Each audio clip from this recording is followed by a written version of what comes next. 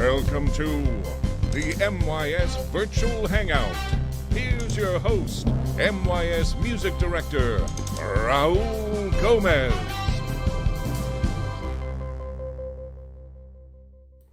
You guys, welcome to the Hangout. It is Hangout number 50. This is Metropolitan Youth Symphony's Virtual Hangout number 50. We've been doing this since March, and I feel so lucky that I've gotten to talk to so many amazing guests and that we have all learned and we have all been inspired by them. And my guest today is the incredible Catherine Larsen-Maguire. She is a conductor, she's a bassoonist. She was the principal bassoon of the Komische Oper in Berlin for 10 years. And then back in 2012, she shifted to conducting primarily. She had been conducting already all over the world, but now most of her work is conducting. She conducts professional orchestras, and she does a lot of work with youth orchestras as well. Also quite a bit of work in Latin America.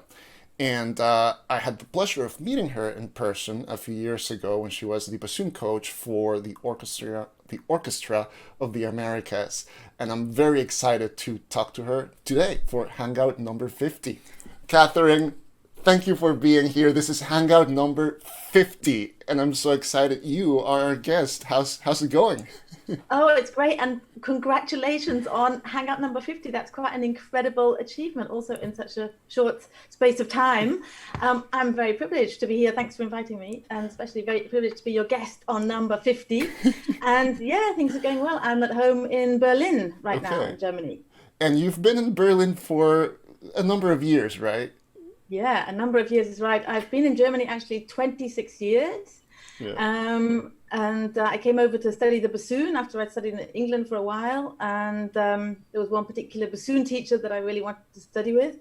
And then I kind of stayed, and time passed, and it's 2020, and I'm still here. And I have to say, obviously, Germany is a wonderful place for classical musicians, and Berlin especially for musicians of all kinds. Sure, yeah. And I have been in the US since 2006, so it hasn't been 20 plus years, but it's crazy to, look back and see that it's been 14 years. And like you, I didn't plan to move here. Did you go over to study? Yeah, I moved to the US for a master's in violin performance, but then, 14 years later, now I'm in Portland, and, I'm like you also, I spend a lot of my time conducting. Well, not in the last few months, right? It's been terrible. Conducting my cats. But look, I wanted to ask because I really want to ask you about your beginnings in music, and some of our students have asked about that. But before that, would you mind giving an overview of what you do now, or what you have been doing, say, in the last 5 years or so before the pandemic shut down? Yeah. Well, I was a professional bassoonist for the first part of my career, I always say. I played in various orchestras, and I had a full-time job. I was principal bassoon of the Komische Oper in Berlin, which sounds comic opera, but it's actually not funny at all. Well, it sometimes is, but not all the time. It's not just operettas and musicals, it's some serious stuff too. The name's very misleading. So I was in that orchestra for 10 years. And during that time, I had always been interested in conducting, and during that time I was doing more and more conducting, and eventually it got to the point where I thought, if I don't stop officially playing the bassoon, then I never will. So let's give it a go at conducting. That was 8 years ago now. And so I resigned my job from the orchestra, and everyone said, oh, you must be crazy to leave the orchestra. And it was, I have to say, it was a great time. My husband's an opera singer in the same opera, so that was great. We'd go to work together, and I had a lot of very good friends in the orchestra. We did a lot of chamber music. We had a wind quintet and a little chamber orchestra, which I also conducted. But I just thought, a couple of people had said, oh, you should really go for it. And I had some good concerts coming up conducting wise. So I thought, okay, now or never. So I left the orchestra, and actually I don't regret it at all. I still continued playing the bassoon for about another 5 or 6 years after that. And that was also great because I had the chance to play in orchestras in London, which I hadn't had time for, being in Berlin the whole time, and other orchestras in Germany. I did a lot more teaching. I started off even conducting teaching, which was the first, the way that I got into that was actually just sort of advising young conductors on what an orchestral musician sees, and not just from a point of view of a conducting teacher, but also from an orchestral musician. Like, don't talk too much, and have a break at the right time. Don't finish late. If you do those things, everyone's going to love you. That's all there is to it, really. I'm sure you agree. So the last 8 years, I've been mainly conducting, gradually phasing out the bassoon. And I've been lucky enough to travel a lot. And this year was going to be absolutely amazing until it all went wrong. And I go to South America quite a lot. I was meant to be in Mexico 4 times this year. I was there once. And Brazil, Chile, and where else? I was meant to be in the States actually twice this year. And Scotland, and all kinds of fun projects. But everything stopped, as we all know, and we had to make the most of it in other ways, which we all did. So as soon as things get back to what might be the new normal, hopefully I'll be conducting again all kinds of different orchestras, different repertoire. I do quite a lot of contemporary music. I work a lot with youth orchestras, which I completely love. And I do quite a lot of teaching now, and now most of it's gone online. Right. But really better than actually not having any contact at all. Yes. So that's my kind of overview, is mainly conducting now. And a few orchestras, particularly in Europe, I think, are gradually starting to return to the concert halls, right? With smaller number of musicians and limited audience. Also, are any of the orchestras you're involved with doing that? Do you have any actual conducting gigs coming up? It's been very sparse, I have to say. I was in France for 2 days making a recording. Recordings, of course, can go ahead. It's much more difficult because everyone's obviously 2 meters apart. And each string player has their own stand. So, if it's something tricky and technical, you really can sort of hear every individual person, which is not a string player's dream. So that was very interesting. And, the wind are much further away than you'd expect. So they have to play a little bit earlier than they'd expect and anticipate to actually get the feeling of playing together. That was interesting. And then one thing I had in the beginning of August was 2 concerts with a new music ensemble, which I conduct regularly in Stuttgart. And there were only 8 in the ensemble, so that was fine. And they didn't even need to be distant because I have so much equipment on stage, like percussion and speakers and 7 different electric guitars, but there's no way they can sit anywhere each other. So we did some new music, outdoor concert. And it was in like a courtyard old castle in Stuttgart, and it was actually beautiful because they put little deck chairs and little sort of sunshades up just for 2 in groups of 2, like 3 or 4 meters between each one. So there were only 60 in the audience, so it was sold out twice. Nice. But it was great, and people can take their drinks in and sit and enjoy, and the concert was short and it's outside. So that's finding a way to get around these things. Big orchestral concerts, I haven't done any yet. I'm going to Scotland, hopefully in 2 weeks, to work with Scottish Chamber Orchestra, but again, that's only a recording. Yes. Then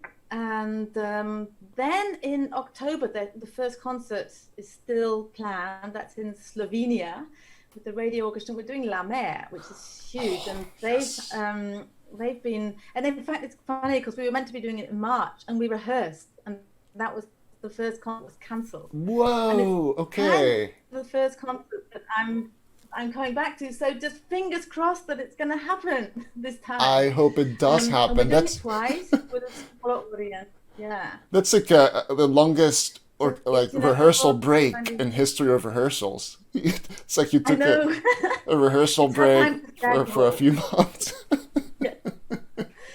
No excuse for not practicing those difficult bits. You've had 6 months to do it. Yeah. I love that piece so much.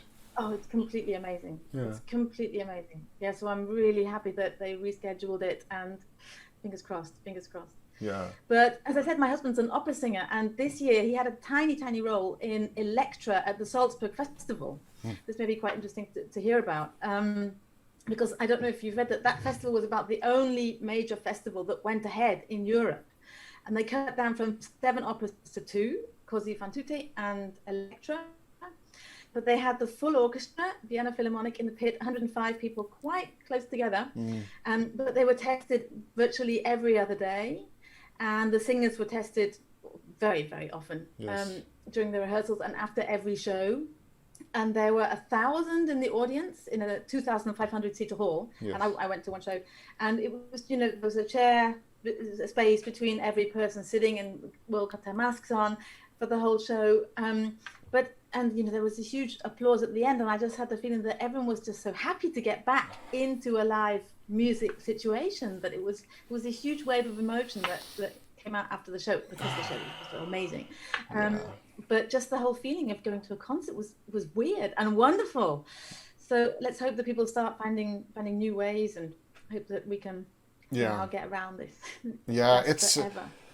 And I know you mentioned you work with youth orchestras quite a bit, and I just miss that interaction. I mean, there's nothing like being in the same room with the entire orchestra, just making music. And I feel like as youth orchestra conductors, we have this amazing privilege, which is to introduce this music to our students. And when I think back of my own years as a youth orchestra musician back in Costa Rica, I mean, that music that I get to play in youth orchestra, like it has stayed with me forever. It has like a special place in your heart, right? I know just what you mean. Yeah. And speaking of earlier years, so here's something I wanted to share with you. And I believe that all double reed players are superheroes. Oh, I'm glad to hear that. I have great admiration for double reed players, oboe and bassoon, and these are such amazing instruments, and their sound is just so gorgeous, except when you're getting started. It doesn't sound good at all, right? Kind of like the violin. Oboe's worse than bassoon. Yeah. I wouldn't like to have a beginner oboe as my neighbor. Let's just say that. I mean, it would be fine, of course. After a couple of weeks is fine, but bassoon you can kind of get away with a lot quite early. Sure. So as a bassoon superhero and superheroes having an origin story, I want to hear your bassoon superhero origin story. How you even got interested in bassoon, and how all that went, like very early years of your music journey. Yeah, well, my secret is actually that my first instrument was the violin. So I started off on the violin when I was age 7. And I have to say, I found that really difficult. I was growing up in a sort of small village in Northumberland, which is in the north of England, near the city of Newcastle upon Tyne. And there wasn't much music in the village. There was one teacher who taught every instrument. Wow. I'm not quite sure how that sounded, but when he was playing the clarinet or something, but I really don't know. But so I struggled with the violin for quite a few years. Then as soon as I got into a little string orchestra, I just thought, wow, this is kind of cool now. This is something completely different. Also meant you could miss a day of school, which was always incentive. So I kept on going with the violin, and then I started to play in the county youth orchestra.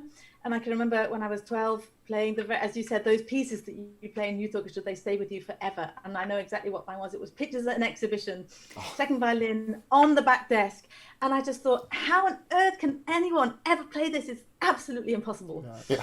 I just thought it was absolutely impossible. And then I remember doing Brahms too, and hating it. And the second movement in about 19 sharps. And I was thinking, oh, this is just awful.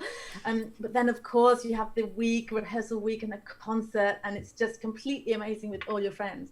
And then I got into some other slightly better youth orchestras on the violin, and all the kids played like 2 or 3 or 4 instruments. They were all from down south in England, which is went to different kinds of schools. So I said to my parents, oh, I'd really like to play something else.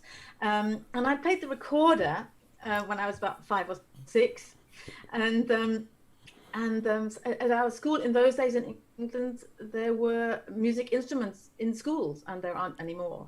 And you could get lessons on a particular instrument. And there was somehow, I don't exactly know why, there was a bassoon going going free, and somebody said, oh, if you're looking for another instrument, try the bassoon. And I tried it, and to be honest, compared to the violin, it's much easier.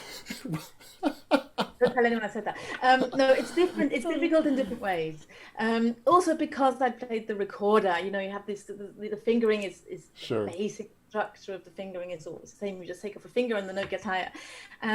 And you don't have to, you know, all that scratchy first 5 years of the violin. The bassoon it's quite mellow, and if you have a reed that works, you know, you can get quite far quite quickly.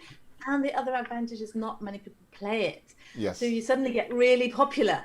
If you're a scratchy violinist, no one's really interested. But if you're a cool bassoonist with a kind of rucksack, yes. on your instrument and a rucksack on your back, then people, you know, oh, why don't you come and audition for our orchestra? Oh, we need bassoons for our chamber group or stuff.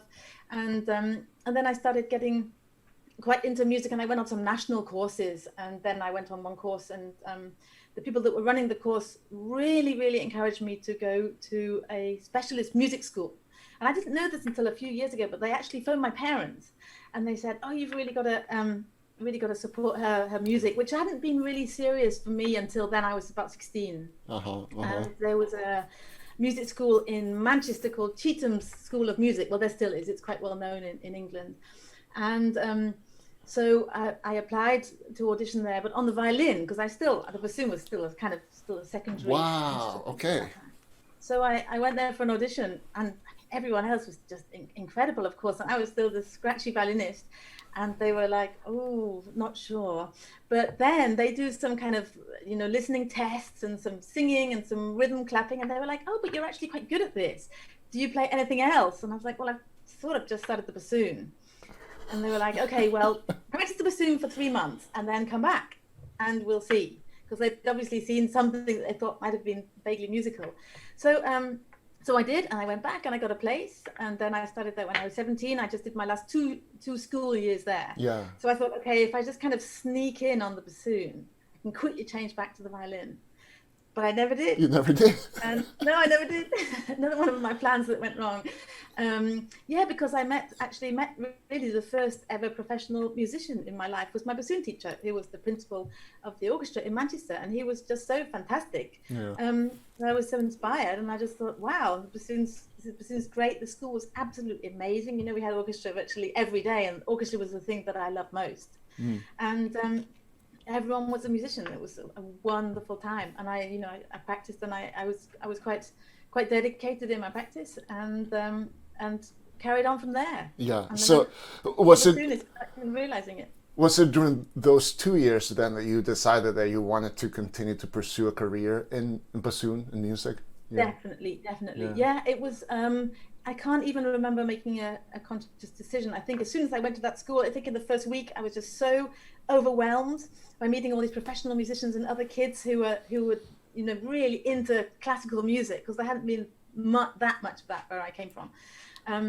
That it was so inspiring. I didn't even think twice. I just yeah, of course, this is me. This is it. But afterwards, I must say I did a slight detour, because I studied musicology first of all for 3 years after school. But I still was playing a lot, and other students, you know, we had a lot of chamber groups, and we did orchestra as well. And that's where I started conducting at Cambridge University. Yes. Because anyone could do anything they wanted to there. So if you wanted to conduct, you could suddenly get your friends together, promise them a party, and conduct Beethoven 5. And that's how that all started. And you studied at the Royal Academy of Music in London. Was this after Cambridge? That was after Cambridge, yeah. That was bassoon. So at Cambridge, I actually didn't study the bassoon at all, but I had occasional bassoon lessons, but that was a very academic course. But there was still a huge amount of practical music, because they were just amazing musicians there, who were also not studying music, but studying maths or French or whatever. Okay. And then I thought, okay, it's really time to specialize properly. So I went to London for 1 year to the Royal Academy. But by this time, I'd met this one particular bassoon teacher who was in Hanover in Germany, who was at that time the real bassoon guru. And I thought, okay, need to go to London, because I love London, and all my friends were going to London. But actually, there was just this one particular teacher that I really wanted to study with. So London was a kind of short interlude, although it was brilliant as well. And then I went over to Germany, to Hanover. Okay. And but so it sounds like you were already interested then in conducting, even when you were in Cambridge. Yeah. Okay. Yeah. So that's... I don't know where that came from, because I hardly even went to concerts in Newcastle. but I'd always seen conductors, and I just thought that must be a cool thing to do. And of course, I hadn't seen many female conductors at all. That was in the 90s. Yes. There are loads now, which is great, and there are really loads and loads of up and coming female conductors. It's very different, but I didn't even think that was strange or difficult. I just thought, oh, conducting looks like such fun. I'd love to do that. And at Cambridge, I did quite a lot actually. And then at the Royal Academy, I always went to watch the conducting classes, and I had some private lessons. And then in Hanover, my first 2 years in Germany, it was very, very serious bassoon, very serious bassoon practice and playing, and not much else. Yeah. And then as I was sort of already, then I went to Berlin, and then I really started enjoying conducting. I started conducting an amateur orchestra in Berlin, which was absolutely terrible, but it was just brilliant fun. And there was like 70 people, and like half of them, I hope they're not watching, I don't think they are, half of them really unlikely, right? Half of them really couldn't play, but they were all just such fun, and they always wanted to do the most ridiculous pieces, like, you know, Mahler 2 or something like that, and like the hardest pieces. And but they were such good fun, and it was actually a really good lesson for me to learn with conducting, just to be extremely clear, and to be, you know, to show everything and give loads of entries and have a fun rehearsal and try and be as inspiring as possible. Yeah, and that set me up with conducting. And that's the figure of the conductor / teacher, right? Which is similar to what you do at youth orchestra. You do with a community orchestra like that. You're, totally. You know, you're mentoring, you're teaching. But so what I see here, it's interesting because I see your transition from violin to bassoon, right? And then I see your transition from bassoon to conducting. And so where there was now? Overlap. It seems like for both of those, but you know, it's I wonder what your next transition will be. Step. Oh my gosh, really... the evolution of Catherine Larsen-Maguire. Yeah, exactly. That's going to be interesting. Watch this space. I have no idea. No, I think I'll be very happy if I can stay as a conductor for the next few years. Yeah. Okay, so you were kind enough to send a couple of videos our way to share with our viewers, students at the Metropolitan Youth Symphony and their families and friends. And one of them features you playing the bassoon, and I would love to share that one with our viewers now. And if you wouldn't mind introducing it, and then I'll play just about a couple of minutes of it.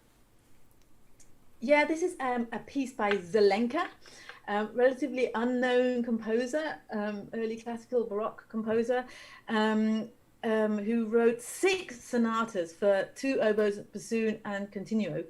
And the bassoon part in some of them is absolutely crazy, completely virtuosic. For those in those times, it must have been, you know, there must have been an incredible bassoonist who'd inspired the composer to write these sonatas.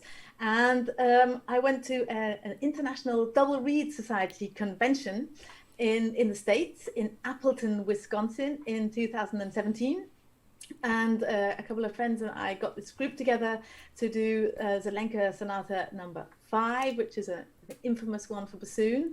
And it was an absolutely amazing experience. This is Gordon Hunt playing first oboe. He was at that time a principal oboe of the Philharmonia, and Sarah Roper, who is an English oboist as well, but is principal in Seville in Spain, and 2 musicians from America who joined us just during the Congress. And it was quite nerve-wracking because at that time I was already really concentrating on conducting, so I had to really work up my bassoon playing, and I knew there would be 1,000 oboists and bassoonists in the audience because we were at this international double reed congress. You know, it had to be good, but it was actually a wonderful congress, and it was a great opportunity to play with these fantastic musicians. Very cool. Okay, so let's take a listen. I do think your playing is just extraordinary. And I picked 90 seconds of a very kind of bassoon featured little excerpt. So let's take a listen.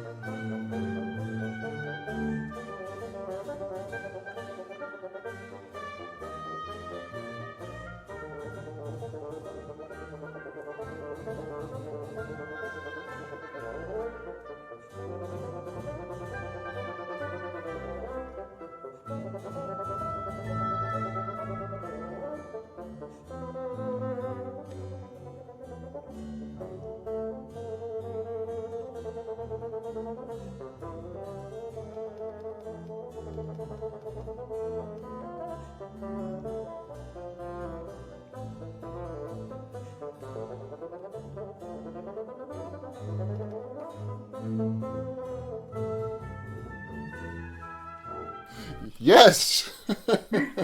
You picked exactly the best bit, the most exhausting, bit.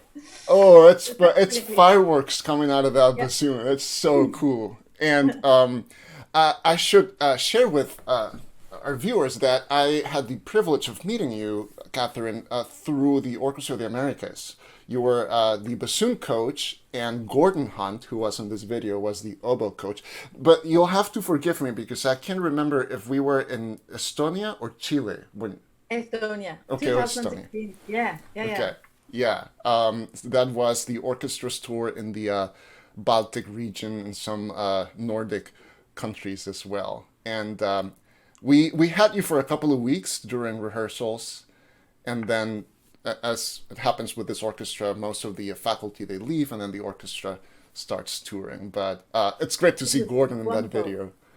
Yeah, I thought you'd like that as well, to remember that time in Estonia. It was wonderful. I loved that really with YOA. Yeah. It was fantastic. I mean, I love anything that brings people together, especially young musicians, and just connects them. And music's just such a great framework for doing that. Yeah. This is what you're doing now. So the Orchestra of the Americas, formerly known as the Youth Orchestra of the Americas, it started in 2002. And I was a violinist in the orchestra during the first 5 years of that orchestra. And over those 5 years, I met so many people from so many different countries, just like you're saying about these connections, right? And then I worked with them for a few years, and that's when I met you, and I kept just meeting people. And it's just, that's what music does. It just brings people together. And, it's a cliche, but it's so true. It's, a universal language. You have people from different cultures and different backgrounds just doing something together, which is just so magical. Completely. It's wonderful. It's unique in that way. I mean, I always think it's a slightly similar to sport, to football or something, playing together in a team. But with music, there's so many more dimensions that open up. Like obviously the intellectual one, but the emotional one as well. And you practice together and you get better together, and then you have this amazing concert. Yeah. And the adrenaline and the feeling after the concert. I always say, even if you don't really like someone, after you've played a concert together, you're best friends for life. Yeah, it's so fun. Been through so much. And okay, so let's show the other video because also there's somebody in this orchestra. So this is a video, and I'll let you introduce it further. But it's you conducting the Orquesta Filarmónica de la Universidad Autónoma de México, or FUNAM. And my very good friend Rafael Monge is the principal oboe in this orchestra. Yeah. And maybe also you worked with him when we were in Estonia, or maybe not. I didn't, but I know that he was in YOA. Yeah, absolutely. Okay. Yeah, so yeah. And we from Costa Rica. Yeah, we play in the same youth orchestra. Like we would like go out with friends together, and like it's so cool to see him on that video. And you travel a lot, and you conduct, like you said, in Latin America quite a bit. And it was really cool to see this. So would you mind introducing the next one? Yeah, it's Romeo and Juliet, Fantasy Overture by Tchaikovsky. And this was one of the last concerts that I did actually before the pandemic hit. It was in Mexico City in February this year. Part of a very romantic program. It was Tchaikovsky's second symphony in the second half, and Rachmaninoff's first piano concerto after this Romeo and Juliet. And this was the fourth time I'd worked with the orchestra, and I really love going to FUNAM. They're just a great, friendly, hardworking in a good way bunch of people. A lot of them are good friends now, as you mentioned, Raphael. It's wonderful to see him every time I go back. And it's great when you have the chance to go back to an orchestra nearly every year, and so you know people, and you know how to work, and you know if there are any problems. But normally, it's just nice. It's like seeing friends again. Yeah. So this was a really fun concert that we did in February. Tchaikovsky's second symphony. Yeah. Yeah. That's not. I mean, we normally hear 4, 5, and 6 all the time, right? It's cool to get to do one of the first three. That was one reason that I chose it, because I do like it. And I'd never conducted it before, but after I conducted it, I did realize why it's done less often than the 4th, 5th, and 6th. At least it's quite repetitive. Sure. but it's, I mean, it's exciting. I mean, if you're in the audience listening to it for the first time, I think it's great, actually. It's like all of Tchaikovsky, just full of good tunes, exciting bits, dramatic bits, extremely romantic. If you're working on it for a week, it does get a little bit samey, as we might say here. But I mean, it's great working with the orchestra as well. And I always, just very quickly, I've always had some really funny stories with that orchestra. The most crazy one, actually, there was one during this rehearsal, in actually the day of the dress rehearsal for this concert, where a guy's, one of the first violins, trousers exploded. Because he had an electronic cigarette in his jeans pocket, and suddenly there was an explosion and smoke, and he was okay, but he had to go to hospital. So we had to cancel the rehearsal. The hall was full of smoke, and we went back, an hour and a half later. But the first time I went, we had a crazy incident with a guy that came out of the audience, a member of the public, after the first half of a concert, and started shouting and screaming and swearing at me and the orchestra and the soloist. And I didn't really know what was going on. But in the second half, after the interval, he was still sitting there in the audience. And then the orchestra refused to play, and the guy refused to leave. So we had 45 minutes until the police arrived, or security. My God. Well, the members of the audience were shouting at this guy, like, leave, go home. And he was going, no. Wow. And it was kind of a shouting match in this huge hall. And this was, you say, the first time you went there. So, like, first time guest conductor, and you're just like, what is this? And they said, this has never happened in like 30 years. And then that I had other smaller funny things that they always say, every time you come, these weird things happen. But I mean, it's all good. Oh my God! Well, but that was one of the strangest things. I'm so glad they keep having you back. You bring excitement. Exactly, that's probably why. Exploding electronic cigarettes and all. Okay, and speaking of excitement, let's take a listen to a couple of excerpts from Tchaikovsky's Romeo and Juliet Fantasy Overture. Here it is.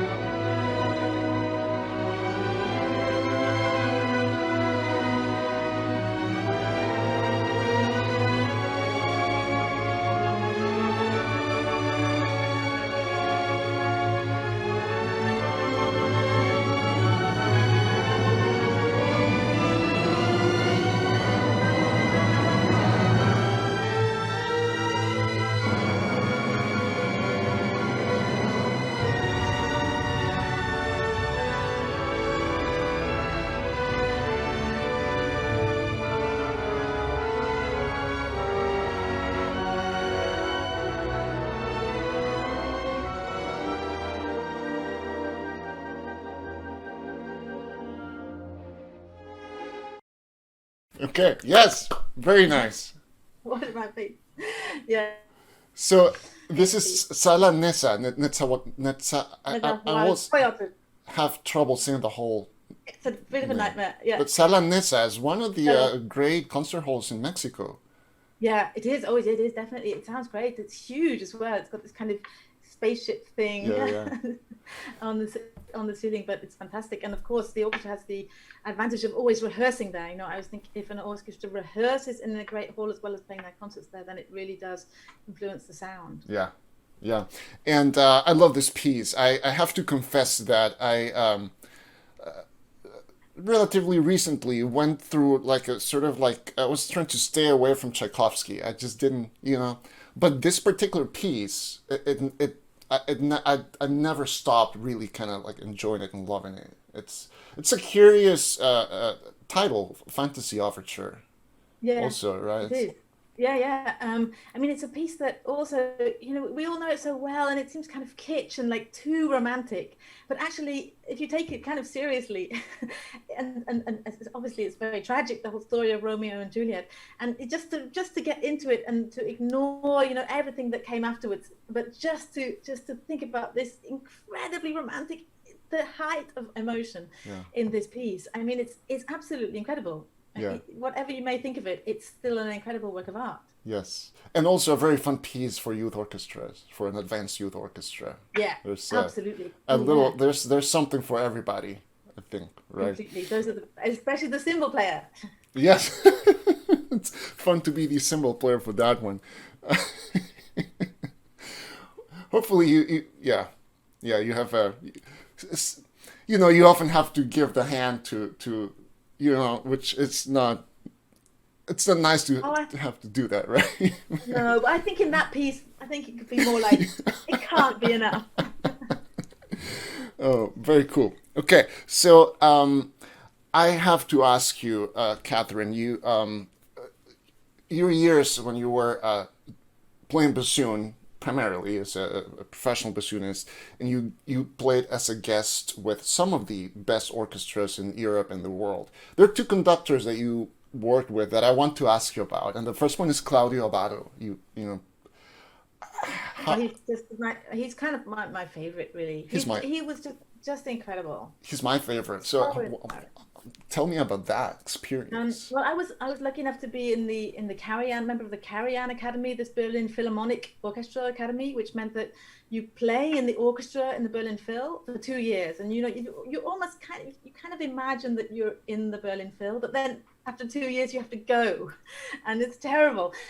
But the orchestra kind of adopts you, and the bassoon section of bassoons are always nice anyway, and you get to play concerts and go on tours. It was probably definitely something I'll never forget, but one of the most amazing musical experiences that I will ever have was this 3-week tour with the Berlin Phil with Abbado in Carnegie Hall. First of all, just New York. It was Mahler 3, Bruckner 4, and then we flew on to Japan, and 2 weeks through Japan, just playing in all those incredible halls in Japan. And in Japan, this was 98. In Japan, the Berlin Phil are like pop stars. I mean, they weren't that. I mean, a lot of orchestras go to Japan now. I mean, not right now, but in the last 10 years. But in those days, there weren't so many European orchestras going to Japan. So there really would be people wanting autographs, even from the 9th bassoonist. And it was very luxurious. All of this, it was just a dream come true. But of course, the absolute highlights were the concerts with Abbado, and he wasn't the most famous for his kind of detailed rehearsing, but it was always very clear what he meant. But the concerts were just incredible. It went on into a different dimension. He would just become the piece itself. There was no ego about him at all. He was just completely genuine, a wonderful person, and such an elegant conductor and an inspiring musician. But he was part of the orchestra, obviously, but really it was almost like I always say it was almost like he'd become the music, and you could just feel this amazing structure. The whole piece, you knew exactly where it was going. In these, Mahler 3, it's about 5 hours long, 1.5, he never lost contact with the structure or with the orchestra, even though it looked so easy, it looked so effortless what he was doing. And having gone back and watched videos of him now, from a more conductory perspective than I did in those days, I'm just still even more overawed by just every little detail that he gives in his face or his hands or just the movement or just the strand of hair might be a viola cue or something. He's just complete. It's absolutely incredible, and what a privilege that was for me to play with him in Japan and in Berlin as well, of course. But that tour will always be very, very, very That's special. so cool. And actually, one of my favorite videos of him conducting is he's doing La Mer. Yeah, I've seen That's that. on YouTube with With my son. yes, exactly. Yes, it's wonderful. Yeah. It's really wonderful. And then was it also with the Berlin Philharmonic that you played with Kirill Petrenko? No, no, it wasn't. It was he was actually chief conductor of the Komische Oper, the orchestra. Oh, okay. Where I was full time, and we started on the same day in 2002. We were both introduced to the orchestra together, the new principal bassoon and the new chief conductor, and we're also more or less exactly the same age, just a couple of months different in age, and he was, obviously at the very beginning of his career then, in 2002, he was quite unknown. And he was at the Komische Oper for 5 years. So, I played a huge amount of everything, symphony concerts, operas, all kinds of stuff with him. And during that 5 years, his career just completely took off. Yeah. And where he is now. Of course, with the Berlin Philharmonic. Yeah. Very cool. Okay. I could talk to you for 2 more hours, but unfortunately, we don't have unlimited time. But I am looking forward to a couple of fun segments that we do here at the MYS Virtual Hangouts. And one of them is Two Truths and a Lie. And you sent 3 statements to us, which I will reveal on the screen in just a few moments. And my job is to guess which of these is a lie. And I'm going to read them out loud as I reveal them on the screen. And then I'll try to read your face, too, as I... Okay. I'm going to try to get to the bottom of this. But here they are. So statement A is that your silver wedding ring has a unique panda design. And I will say, I've been trying to look at your hands over the course of this call without much success. So, Be very careful. Statement B, you played bassoon on the film The Hobbit. Okay. And statement C, as a child, you had a pet monkey called Lenny. So, what I like to do, I like to try and guess a truth first to help me get to the lie. So I haven't been able to take a good look at your hand. So I actually don't even know if you are wearing a ring currently. Then let's see, The Hobbit, and that movie, it was filmed in New Zealand, but it doesn't mean the music was recorded there, and you travel and perform all over the world, and there's sound stages in London and Los Angeles. So I see that as pretty plausible. The pet monkey called Lenny, that's it's quite specific. It's possible, but it's hard for me to imagine a pet monkey in northern England, though, right? Like, who knows? So I'm going to guess that statement B, that you played bassoon on The Hobbit, is true.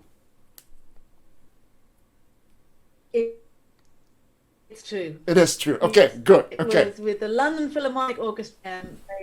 It was. You're right about New Zealand. The second 2 films in the trilogy were actually the music was played. Am I breaking up? Not the anymore. Was played You're by the New Zealand Symphony. Okay. The second 2 films were.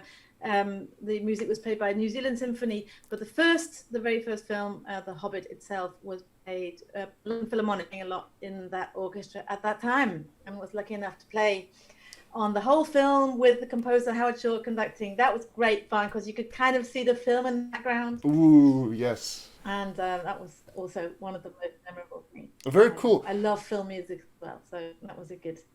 And if I remember correctly, there's not much bassoon in it, I'm afraid. Right. The Shire theme in my memory. Maybe I hear Yeah. oboes, maybe, and violins. It's a kind of a fluty thing. It's like a sort of a folk. It's Right, right. But I thought it was going to be really kind of. I thought like because it was The Hobbit, it was going to be really bassoon. Yeah, And bassoony. I thought that might have been kind of good instrument. One would think so. For Yeah. Hobbit, but it wasn't.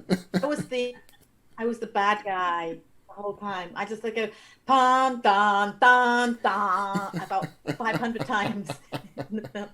With the trombones, probably also. Yeah, exactly. Bass trombone. Yeah. Okay. Well, so good. I got one right. So here's the moment of truth.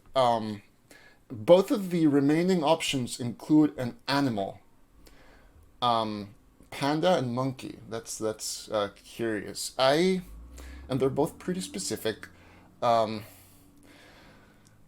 I feel like the monkey is kind of more unlikely, but maybe that's what you want me to think. And I don't know if that's your wedding ring that I see. Maybe you're helping me out. So I'm gonna go ahead. It's not my wedding. Oh, okay, okay. So no help there. All right, I'm kind of guessing. Oh, I am going to go ahead and say that the pet monkey is a lie. So. You are right. Yes. You are right. I mean, it's kind of unlikely, but I have to say I put it down because it was something that I always wanted to have. Oh, you did. Name included is Lenny. And you do have a panda. Oh, that's beautiful. Oh, very cool. Yeah. Is there special significance? So you're right. Bravo. Congratulations. Yeah, I win this. I almost always lose this game. So hey, you give me a little victory for our 50th episode. The 50, exactly. Yeah, no, my husband and I both just love panda. So it seemed like just the logical thing to do was to get a panda wedding ring made specially by a friend, and we both have the same, obviously. Very cool. Very cool. Okay, so next we have a segment that we call Say What? That's the name of the segment. And I know you have an interesting story about giving somebody famous a conducting lesson. And I would love to know more about that. Yeah, I'm not quite sure if everyone knows him now. I'm showing my age. Gerard Depardieu, the French actor.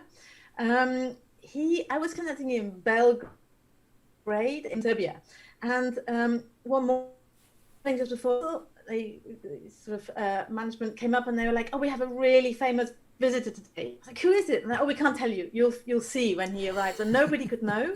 And then just randomly after about 45 minutes, the doors just opened and 50 photographers and cameramen and everything came in, and the orchestra was looking in. I was looking to see, and then Gerard Depardieu, the actor, kind of strolled in, and he'd been receiving a cultural award. Oh. Serbia, and the Minister of Culture thought it would be a cool idea if he would go and listen to rehearsal. So of course I was like, can't miss this opportunity. So I said, "Would you like to come up and cut?" And he was like, "Oh, I've got no idea." I said, "Well, all you do is you showed him some moves, and started off the orchestra, and he had a great time." It was Tchaikovsky, actually, as I remember again. It was March Slav, yes. Which is also a big cymbal part. And after a minute's conducting lesson, kind of got through. It was the most bizarre experience, and then he was gone. Well, that's very cool. I would think he's still well known and famous. I guess I can't speak for like high school age viewers, but yeah. I think that if you don't know him, you should look him up. Just learn about Exactly. I mean, he was a megastar. I mean, to be honest, before I wrote that, I did look him up, and he hasn't done anything big kind of recently. Sure. But he himself is quite big. Yeah. At the moment, if you look at recent pictures of him, I think he likes to go out for dinner. Okay. I think nice wine. Cool. And but he's a very interesting character. Two more things, Catherine. One of them is our segment that we call Sound Advice. end, what I will ask you is, if you could travel back in time magically and give yourself advice when you were, say, in high school or your teen years, what advice would you have for yourself, whether it's musical or life or anything? I would just say, always believe that you can do what you want. Yes. Yeah, always believe you can do what you want. I think the thing about me was maybe I didn't go right into conducting because consciously I thought, oh, it's not a girl's kind of thing. I'm going to play the flute and stuff.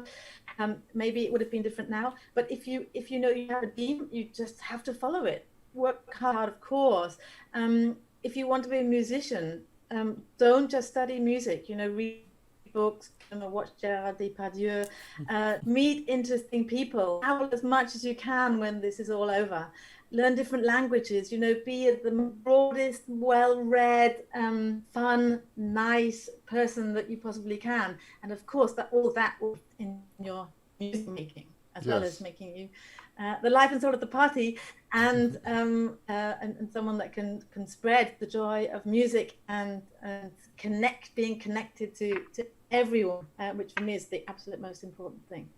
That's wonderful. Catherine Larsen-Maguire, thank you so much for having spent time with us. It was wonderful to talk to you for a little bit. Yeah, thank you so much for having me. I loved it. And I'm honored to be your 50th guest. Yes. And congratulations on the next 5,000. Yeah, and good luck with all your amazing projects that you're doing. It's on the website actually of MYS, and it's completely impressive what you're doing. So good luck and congratulations to everyone involved. These are the most important projects. These are projects that obviously we never forget for the rest of our lives. So doing fantastic work. Congratulations. Thank you very much, Catherine. My pleasure. Thanks for having me. That was awesome. Thank you again to Catherine, and thank you guys for watching. We have more amazing guests coming up. Next week, September 10th, Sergio Carreño, percussionist with the Oregon Symphony, will be with us. And the week after, Stephen Schmidt, a composer based in Los Angeles, who has won awards recently, and he's having an amazing career. And he's also an MYS alum. I look forward to speaking with him in a couple of weeks, and stay tuned for more virtual hangouts every Thursday at 4 p.m. right here on the MYS YouTube channel. So I will see you all next week. Take care.